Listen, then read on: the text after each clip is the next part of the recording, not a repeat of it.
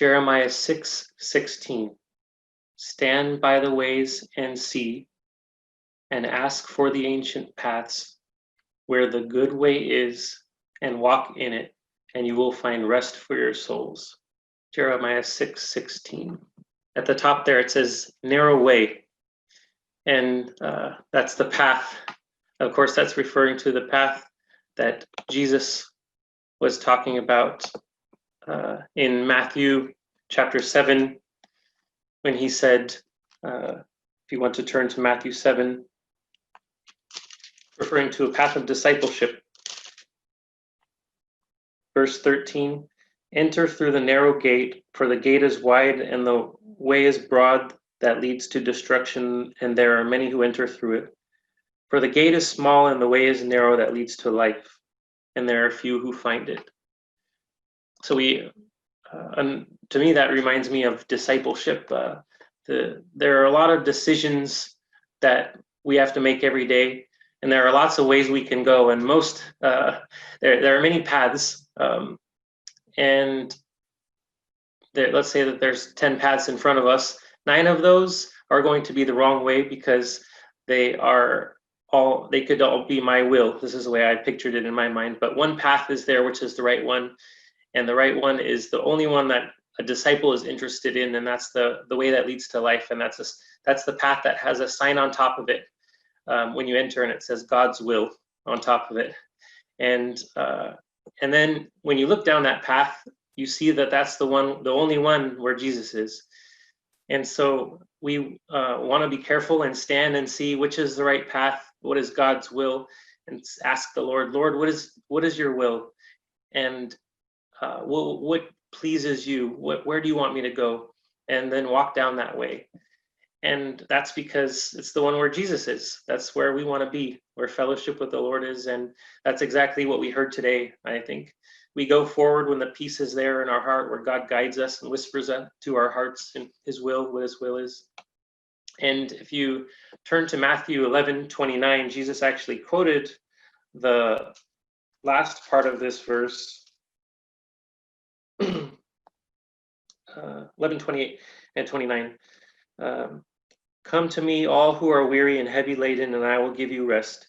Take my yoke upon you and learn from me, for I am gentle and humble in heart, and you will find rest for your souls. So he quoted the last part of the verse, but it's interesting how he put himself in there in the first part, that he was saying this ancient path that leads to rest. That's where the one where I am. Come to me. I am on that ancient path that leads to rest, the path of life. And when we go down God's path, it's narrow, but we'll have His help and His presence there with us. Jesus will be there with us. We'll be under His yoke. But He's helping us carry the yoke. So that's why it's very light and restful. And I think it's sort of like power steering, where I'm not sure if how many people here have tried to steer a car that didn't have power steering. Power steering is a device inside of modern cars, that help the wheels to turn when you steer the steering wheel. It assists you and gives power to the steering wheel, so the wheels are easier to turn. And if anybody's ever seen an old car that didn't have that, and you try to steer the steering wheel, I did that once. Wow, it was really hard, especially if the car is just sitting there. It takes a lot of muscle to push it. And you can imagine the freedom people must have felt after they invented power steering. They could maneuver so easily, probably felt so free.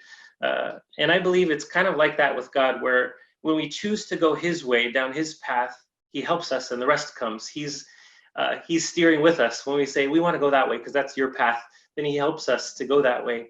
And it's very restful. It's not straining and struggling like it was before we were seeking His will, trying to control everything in our own power.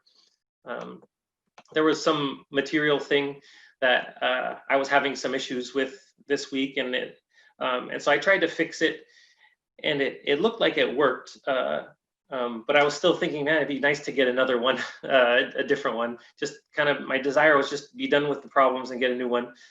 But I felt okay, it was working, and I asked the Lord about it, and so I didn't feel I needed to rush and get another one. I wanted to be in God's will, and so I didn't have that peace like we heard today, that to buy a new one. And I've seen that's when I go off of God's path, when I rush to make a decision. And so I kind of just left it at that. But then the next time I used it, it started having big issues again.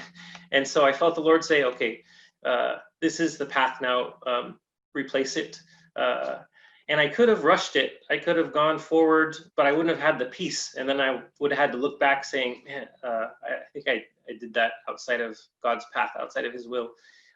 But now I can replace it with rest and peace, convinced because the Lord confirmed it in my heart that that was the path he wanted me to go down. And so I feel that it's sort of like walking through a crosswalk on a busy intersection. You could definitely have peace going across, but if we try to go outside of where we're supposed to be, then where there's never going to be, we always have to be frantically looking around, because it's very dangerous. And so I always want to be with Jesus, going down his path, and looking for that narrow way, staying on that narrow way, and seeing where Jesus is, and that's where the rest is. So thankful to the Lord for this verse, and how the Lord spoke additional light into it when he came onto earth, showing this a new dimension of beauty to this verse.